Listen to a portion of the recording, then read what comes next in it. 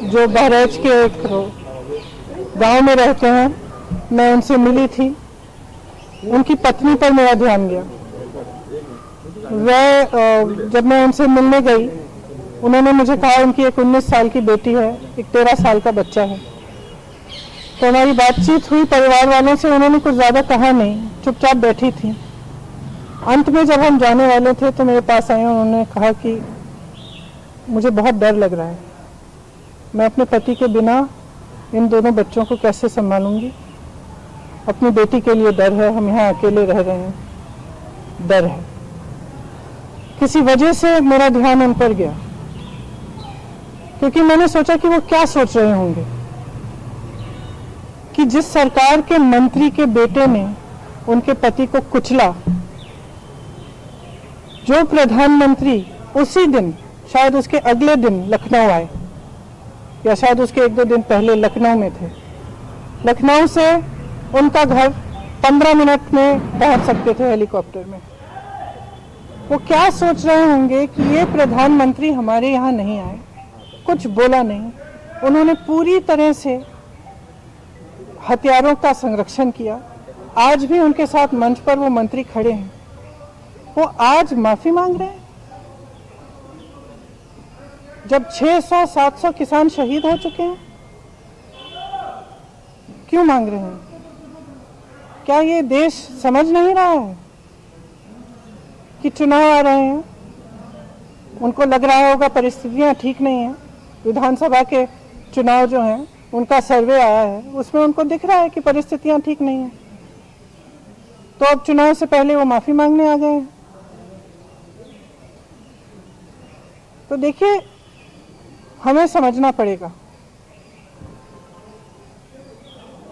जो सरकार है उसके ही नेताओं ने किसानों को क्या क्या नहीं बोला।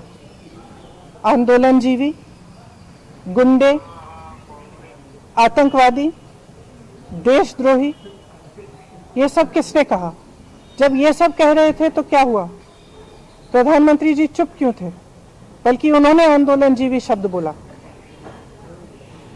जब किसानों की हत्या हो रही थी, जब किसानों को मारा जा रहा था, जब लाठियां बरसाई जा रही थी, जब उनको गिरफ्तार किया जा रहा था, तो कौन कर रहा था? आपकी ही तो सरकार कर रही थी।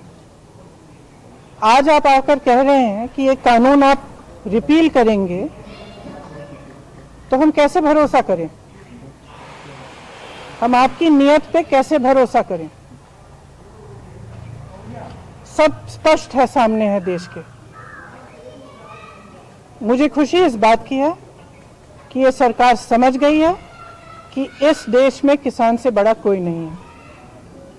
इस देश में अगर एक सरकार किसान को कुचलने की कोशिश करती है और किसान खड़ा हो जाता है, तो उस सरकार को अंत में झुकना ही पड़ेगा।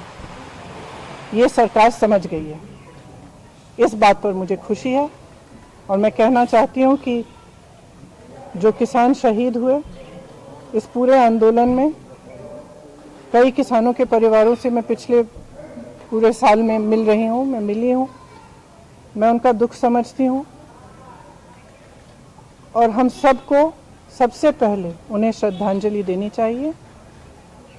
अगर सरकार सचमुच सीरियस है तो उनके लिए जो कार्रवाई होनी चाहिए, ख़ासतौर से जो लखीमपुर खीरी में हुआ, उस पर जो कार्रवाई सही ढंग से होनी चाहिए वो करनी चाहिए। मंत्री का बर्खास्त करना चाहिए। और इस पूरे देश में जो किसानों की आवाज़ उठी है, हम सबको उनके साथ हमेशा के लिए खड़ा रहना चाहिए। किसान की बहुत समस्याएं हैं, आज हर तरफ से मजबूर है, हर तरफ से वो कर्ज में डूबा हुआ है। मैं ललितपुर गई, ललितपुर में भी आपने देखा कि खाद की लाइन में खड़े खड़े उनकी मृत्यु हो गई। कुछ किसानों ने आत्महत्या की। तो किसानों की जो समस्या है, जिसके लिए किसान आंदोलन कर रहे हैं, उसको ठीक तरह से समझना, उनकी समस्याओं को ठीक तरह से सुलझाने का कर्तव्य हम सबका है। मैं ये भी कहना चाहती हूँ कि मुझे खुशी है कि जितने भी विपक्ष के दल हैं, सब ने पूरी तरह से समर्थन किया इस आंदोलन का। और किसान डटे रहे। हमारे भाई बहन जो दिल्ली के बॉर्डर पे भी थे और तमाम प्रदेशों में सब डटे रहे, और आज हम उन सबको धन्यवाद देना चाहते हैं। जैसे मैंने कहा, जो शहीद हुए हैं उनको श्रद्धांजलि देना।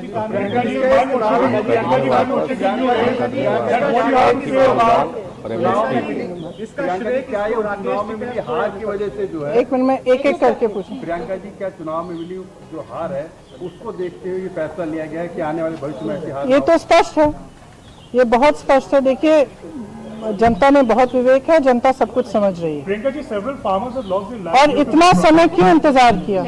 इतना समय क्यों इंतजार किया? आप आज तक तो आप कुछ नहीं बोले, एक बार आप बॉर्डर पे नहीं गए, एक बार। तो यहां पर आप सुन रहे थे कांग्रेस महासचिव प्रियंका गांधी।